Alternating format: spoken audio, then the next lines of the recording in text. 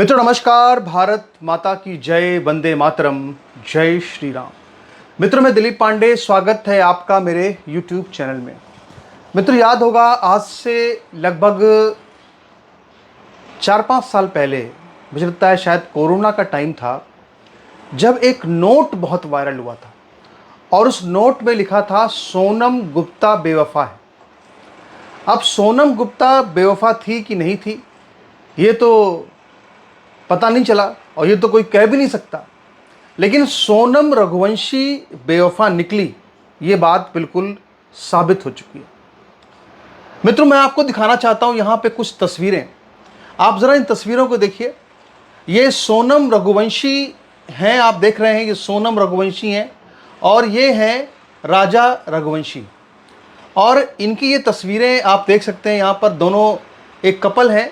लगभग 3 हफ्ते पहले इनकी शादी हुई थी और इसके बाद ये लोग हनीमून पर चले गए थे मेघालय।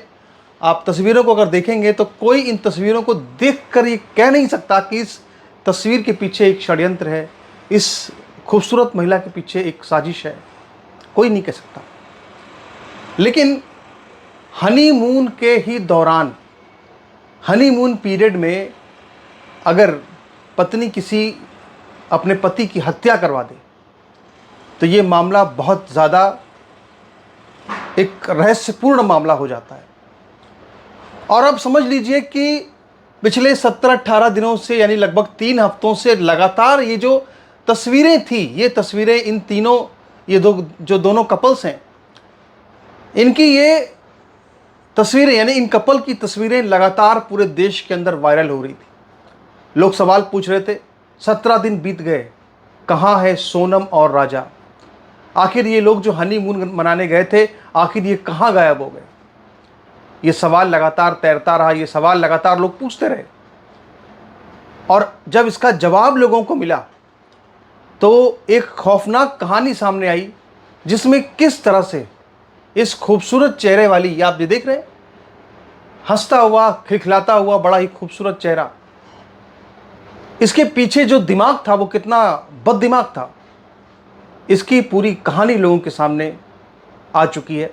और मैं ये कहानी पूरी आपको आज यहाँ पे बताना चाहता हूँ। और ये सिर्फ एक कहानी नहीं है, बल्कि ये एक धीरे धीरे समाज का सच बनती जा रही है। मैंने इसी चैनल पर आपको एक खबर दिखाई थी, जिसमें कि मेरठ के अंदर एक महिला ने अपने पति को एक नीले ड्रम के अंदर मारकर भर दिया और फिर उस नीले ड्रम के अंदर सीमेंट का घोल डाल दिया, यानी ड्रम के अंदर चिनवा दिया अपने पति को, सिर्फ अपने बॉयफ्रेंड के लिए।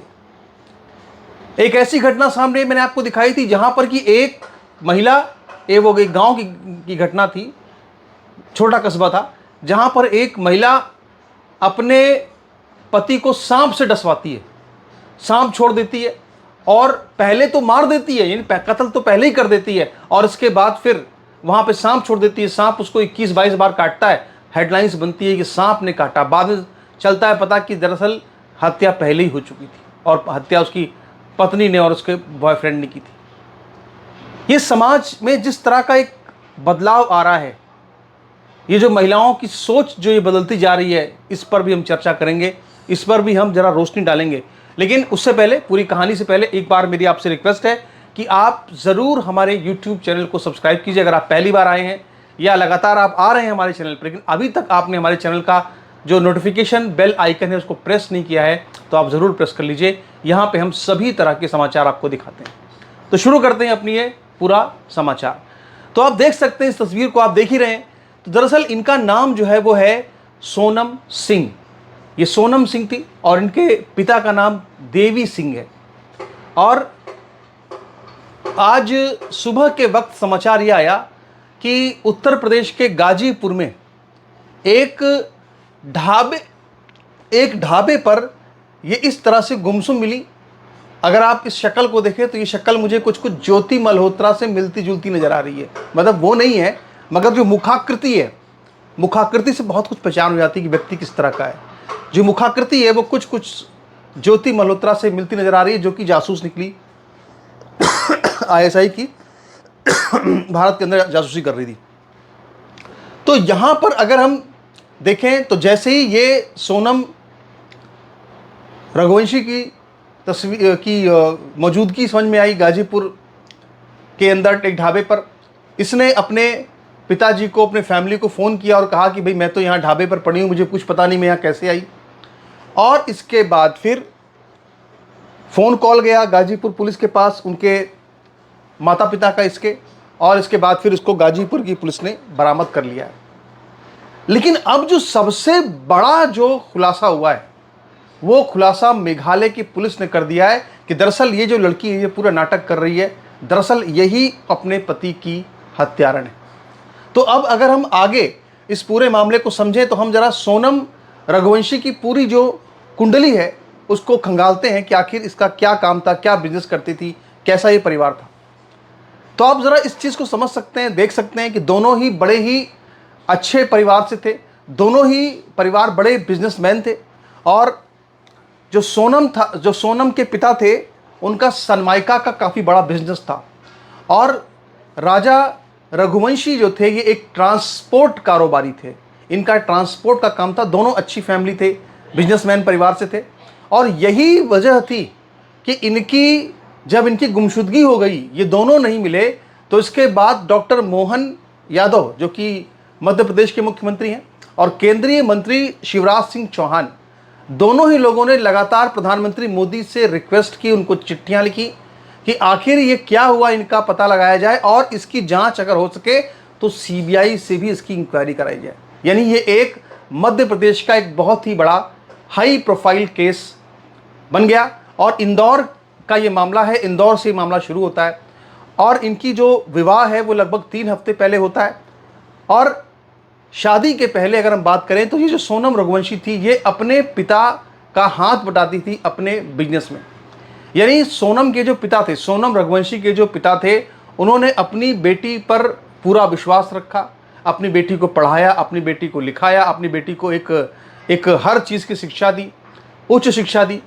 और इसके बाद उनको अपनी बेटी पर इतना भरोसा था, इतना विश्वास था कि उन्होंने अपनी बेटी को अपने ऑफिस में आने जाने की छूट दी, अपने बिजनेस को संभालने की छूट दी।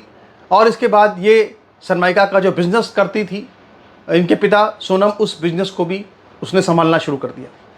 लेकिन वहीं पर सोनम रघुवंशी के ही मातहत काम करने वाला एक कर्मचारी था जिसका नाम था राज कुशवाहा।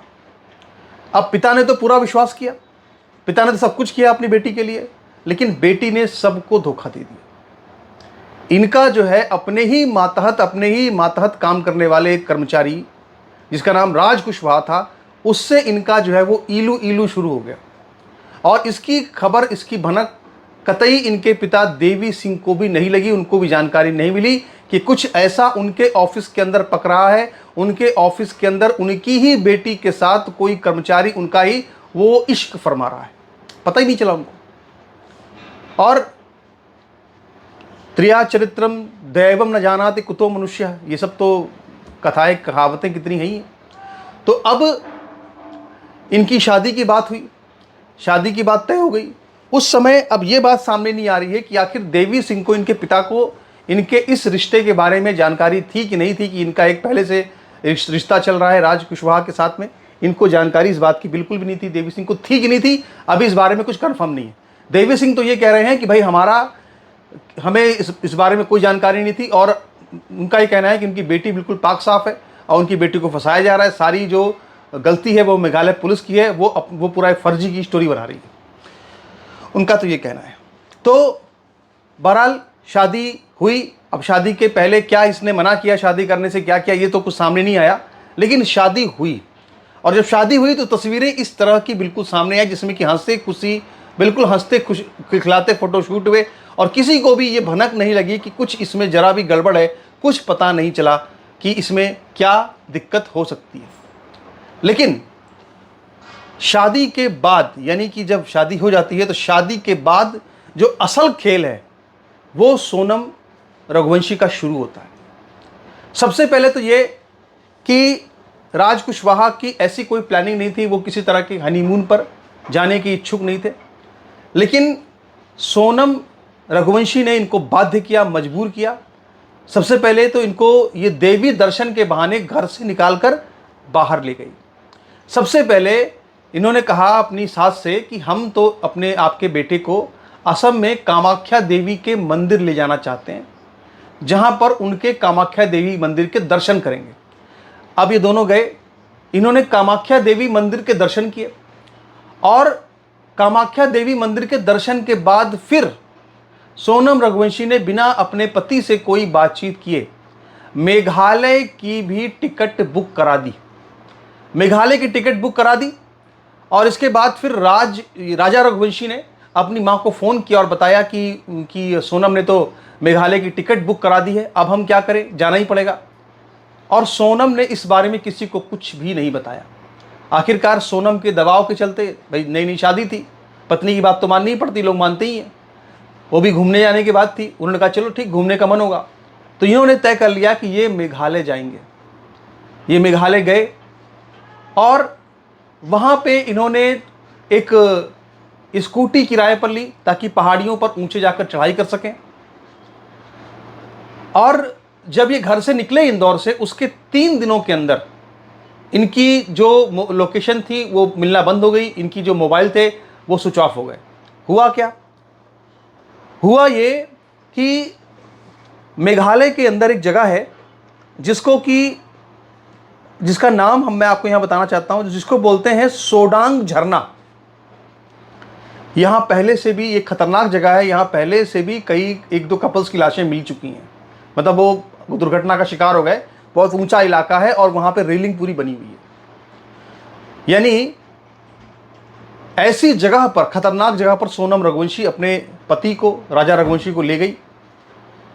और इस बीच जब वो चढ़ाई कर रहे थे मेघालय पे, तो इसकी अपनी सास से फोन पर बात भी हुई, जिसकी एक ऑडियो रिकॉर्डिंग भी चल रही है इस वक्त कई चैनल्स पर। और उस ऑडियो रिकॉर्डिंग में ये सोनम रघुवंशी लगातार ये कह रही थी कि माँ जी मैं तो उपवास पर हूं, मैंने कुछ भी नहीं खाया पिया है। वो उपवास पर थी, मतलब वो कह रही थी मैं उपवास पर हूं। और यहां तक कि जो सोनम रघुवंशी की जो सास है, उसने ये भी कहा प्यार से कि बेटा तुम कुछ खा लेना, कहीं पे कुछ जूस केला कुछ मिले तो वहाँ खा लेना। इसने कहा तो यहाँ पर तो कुछ भी नहीं मिल रहा है। तो चिंता जताती है उसकी सास की, ये कैसे हो सकता है, तुमने व्रत भी रख लिया है। तो एक जो बातें होती नॉर्मल उस टाइप की, यानी सब कुछ एकदम नॉर्मल सा था, सब कुछ नॉर्मल चल रहा था। फिर अचानक से इन दोनों की लोकेशन मिलना बंद हो गई, मोबाइल स्विच ऑफ हो गए। और इसके बाद फिर पूरे देश के अंदर एक हल्ला हंगामा, एक चर्चा शुरू हो गई कि आखिर सोनम रघुवंशी और राजा रघुवंशी कहाँ हैं। किसी को कुछ पता चलना नहीं चल रहा था, कुछ पता। और आखिरकार फिर इस पर मेघालय पुलिस अपनी जांच शुरू करती है। और अब जब जांच शुरू करती है तो बहुत सारी ऐसी मिसिंग लिंक्स सामने आते हैं, बहुत सी ऐसी कड़ियां सामने आती हैं, जिससे कि सारी बातें धीरे धीरे क्लियर हो जाती हैं कि किस तरह से सोनम रघुवंशी ने अपने ही पति का कत्ल करवाया, अपने ही पति की हत्या करवाई। अब सबसे बड़ी बात यह कि सोनम रघुवंशी ने मेघालय जाने की टिकट तो बुक कराई थी, लेकिन मेघालय से वापस आने की टिकट बुक ही नहीं कराई थी। बड़ी अजीब बात है, जाने की टिकट बुक कराई मगर आने की टिकट नहीं बुक कराई। दूसरी बात यह कि सोनम रघुवंशी ने अपने पति की हत्या के पूरे केस को एक लूटपाट का केस बनाने की पूरी साजिश रची। सोनम रघुवंशी ने अपने पति राजा रघुवंशी को एक सोने की चेन पहना दी, मोटी सोने की चेन। भाई कारोबारी लोग थे, इनके पास गहना था अच्छा, इन्होंने बड़ी मोटी चेन अपने पति को पहनाई। और इसके बाद जब उस इतनी मोटी चेन को पहने हुए देखा वीडियो कॉल में या फोटो में राजा रघुवंशी की मां ने, यानी कि सोनम की सास ने, तो उसने अपने बेटे से पूछा बेटा ये तुमने इतनी मोटी चेन क्यों पहन रखी है, लूटपाट हो सकती है, तुम्हें कोई अपहरण कर सकता है। तो इसके बाद फिर राजा ने यह कहा कि मुझे इस चेन को पहनने का दबाव सोनम नहीं बनाया था। और इसके अलावा ऐसे सीसीटीवी फुटेज सामने आ गए हैं जिसमें कि ये लगातार जो सोनम है वो मोबाइल पर चैटिंग कर रही है। यानी एक तरफ तो ये अपने पति को एक ऐसी खतरनाक जगह ले जा रही थी जो पहले से ही बड़ी बदनाम जगह थी कि यहां पर तो अक्सर दुर्घटनाएं हो जाती हैं, सोडांग झील। और इसके अलावा इसने 3-4 हत्यारे हायर किए थे अपने बॉयफ्रेंड राज कुशवाहा की मदद से मध्य प्रदेश के रहने वाले उन तीनों को गिरफ्तार कर लिया गया। उनको ये बाकायदा अपने पति की और अपनी लोकेशन भी शेयर कर रही थी, अपनी लोकेशन भी शेयर कर रही थी कि हम कहां कहां पे जा रहे हैं। और आखिर वही हुआ जिसका डर था कि ये एक सुनसान जगह पर सुडांग झील के पास अपने पति को ले गई। वहां पे हत्यारे भी आ गए और उन हत्यारों ने इसके पति को मार दिया, धारदार हथियार से मारा। और इसके बाद आप देखिए, आपने देखा होगा कि अक्सर जो कहीं ऊंचे पहाड़ों पर जो रेलिंग बनी होती है, अगर आप घूमने गए होंगे देखा होगा आपने कि आप जब पहाड़ों पर चढ़ते हैं तो सरकार बगल में रेलिंग बना देती है कि कोई नीचे न गिर सके, नीचे बड़ी खाई होती है। तो जो इन्होंने क्या किया कि हत्या करी राजा रघुवंशी की और उसके बाद उसकी लाश को उस रेलिंग के पार खाई के नीचे फेंक दिया। और इसके बाद 2 जून को सोडांग झरने के पास में राजा रघुवंशी की लाश मिलती है। लेकिन सोनम जो थी वो अभी भी लापता थी 2 जून के बाद भी। सबसे बड़ी बात यह कि जो लाश मिलती है राजा रघुवंशी की, तो उस लाश के पास से, यानी उस लाश के पास से एक हथियार मिलता है धारदार। इसके अलावा उसमें पर्स गायब थी, उनकी एक हीरे का ब्रेसलेट पहना था वो गायब था, उनकी सोने की चेन गायब थी, कई कीमती सामान गायब थे उनके पास से।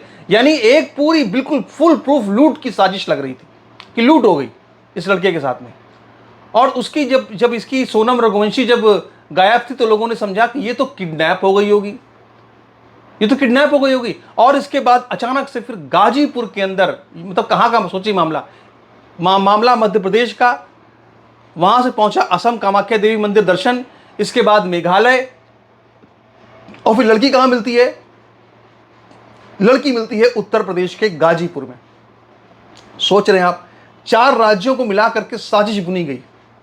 इस लड़की कितनी मास्टरमाइंड थी, आप जरा देखिए किस तरह से इसने पूरी षड्यंत्र रचा इसका। और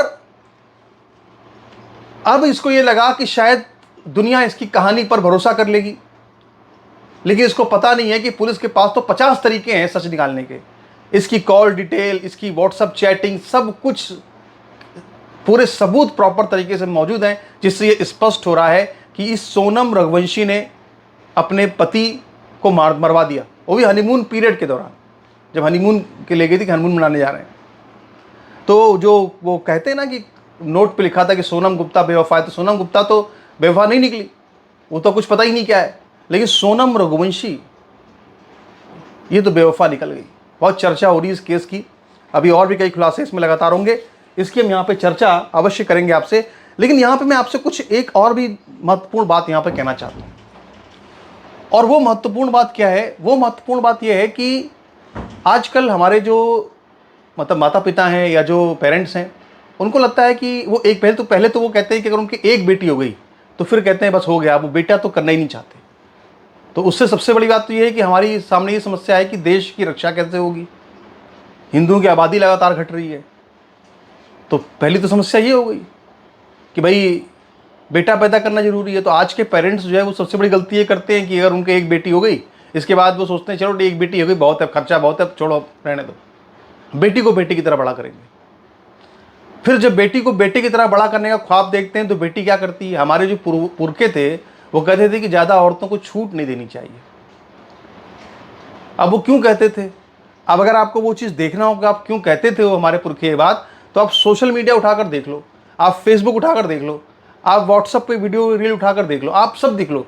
इतनी गंदगी फैला दी है इन लड़कियों ने, इतनी गंदगी फैला दी है, अपने सारे अंग प्रदर्शन कर रही हैं। बिल्कुल आप समझ लो कि गली गली में कोटा खुल गया है। वो कहते थे ना कि पुराने ज़माने में जो चीज़ देखने के लिए, जिस डांस को देखने के लिए जो है बड़े बड़े जमींदार लोगों की ज़मीनें बिक जाया करती थी, जमींदार कंगाल हो जाया करते थे, आज के ज़माने में वो सब 2 रुपये के नेट पे बिल्कुल क्लियर मिल जाता है। तो पूरा आप समझ लीजिए हिंदुस्तान में जैसे लगता है घर घर में इन्होंने कोठा ही खुलवा दिया। हर, अब घर घर तो कहना उचित नहीं है, लेकिन अधिकांश सोशल मीडिया पे लड़कियां सपना देख रही है स्टार बन जाएंगे। कुछ है नहीं, कोई टैलेंट नहीं है, तो क्या है, अपना अंग प्रदर्शन करेंगे, नाच दिखाएंगे, गंदे गंदे डांस करेंगे, ये सब करके पूरा आप। तो सबसे पहले तो जो हमारे पूर्वजों ने कहा था कि भाई नियंत्रण होना चाहिए, मैं कहना चाहता हूं कि अगर छूट भी है तो उस छूट पर भी एक नियंत्रण होना चाहिए, लक्ष्मण रेखा तय होनी चाहिए, मर्यादा सीमा तय होनी चाहिए कि आखिर कहां तक आप छूट दे रहे हैं किसी को। ये दोनों की बात है, ये बात लड़कों के लिए भी है, लड़कियों के लिए भी है। लेकिन लड़कियों पर ज़्यादा जिम्मेदारी होती है, क्योंकि आप समझ लीजिए कि क्योंकि अगर आप समाज को देखिए, समाज को आप जब देखेंगे ना तो आपको जानकारी मिलेगी कि समाज में अगर किसी के बीच में कोई अनैतिक रिश्ता होता है तो लड़का तो हमेशा बच जाता है, लेकिन लड़की के पास तो सबूत छोड़ जाता है वो बच्चे का। तो ज़्यादा जिम्मेदारी तो निश्चित तौर पर लड़की की बनती है, क्योंकि भविष्य उसका दांव पे लग जाता है। लड़के तो बच जाते हैं, उनकी शादी तुरंत हो जाएगी कहीं भी, क्योंकि लड़की की शादी जल्दी नहीं होती। तो सबसे पहले तो माता पिता के विश्वास का जो फायदा है वो इस तरह से गलत तरीके से उठाया जा रहा है। अब हो क्या रहा है कि वैसे तो वेस्टर्न कल्चर को पूरा फॉलो कर लिया गया है कि भाई हमारी संस्कृति दकियानूसी है, हमारे पोंगा पंडित हैं, शास्त्रों में गलत लिखा हुआ है, औरतों को पूरा खुलकर एकदम छूट दे दी जाए, जो करना है वो करें, उनकी पूरी इच्छा है। लेकिन आज भी उनके मन में एक चीज़ है, समाज का डर, की जात शादी जो है जात के बाहर नहीं करनी, शादी जात में ही करनी है। अब राज कुशवाहा से इसको अगर मोहब्बत थी तो इसको राज कुशवाहा शादी कर लेनी चाहिए थी, लेकिन इसके पिता ने सोचा होगा कि जात पात का मामला है, हमारी बड़ी बदनामी होगी, तो इसने सोचा कि चलो हम शादी तो ठाकुर से ही करनी थी, शादी कर दी राजा रघुवंशी से। लेकिन पूरी शिक्षा दीक्षा आपने लड़की को अंग्रेजी दी, उसको उच्च शिक्षा दी, सब कुछ आपने करते अच्छा होता, ठीक, जो आपने संस्कार, आपको लगा आपने संस्कार भी दे दिए, लेकिन जब अंग्रेजी पढ़ी लिखी लड़की है, अंग्रेजन है, तो संस्कार क्या होंगे उसके? वो दिखने में तो भारतीय है पर संस्कार तो उसके अंग्रेजन वाले हैं। लेकिन जब उसको उसकी मन मुताबिक चीज़ नहीं मिली तो उसने अपराध का रास्ता चुना, उसने क्राइम का रास्ता चुना। उसको लगा कि शायद लोग भूल जाएंगे या पुलिस बेवकूफ़ बन जाएगी या जनता को पता नहीं चलेगा, लेकिन उसको इस बात का यकीन नहीं था, उसको ये नहीं पता था कि ये तस्वीरें इस तरह वायरल हो जाएंगी, ये घटना इस तरह वायरल हो जाएगी, इस तरह से जनता पूछेगी कि आखिर अगर ये केस जनता के बीच ना आया होता, अगर ये केस व्हाट्सएप पर ना आया होता, अगर ये केस फेसबुक पर ना आया होता, अगर ये केस देश के हर व्यक्ति के मोबाइल पर ना आया होता, तो कभी भी कोई इस चीज़ को सोचता भी नहीं, ना कोई सरकार इस पर संज्ञान लेती, फिर तो मामला रफा दफा हो जाता, ये सोनम रघुवंशी बच जाती, ये अपने बॉयफ्रेंड राज से शादी कर ली थी, राज कुशवाहा से, और लोग जानते भी नहीं कि आखिर राजा रघुवंशी का हुआ क्या। लेकिन चूंकि ये मामला हाई प्रोफाइल था, वायरल हो गया, और इस बात की ज़रा भी भनक नहीं लगी, इसकी ज़रा भी उम्मीद नहीं थी सोनम को, इसीलिए ये सब कुछ हो गया, और अब ये पुलिस की गिरफ्त में है, और इसका जो राज कुशवाहा जो इसका बॉयफ्रेंड है, उसको भी हिरासत में लेकर के पूछताछ मध्य प्रदेश के अंदर की जा रही है। तो इसमें अगर और भी कोई अपडेट आता है तो उसमें हम आपसे चर्चा करेंगे, बात करेंगे। फिलहाल के लिए आपसे नमस्कार, धन्यवाद।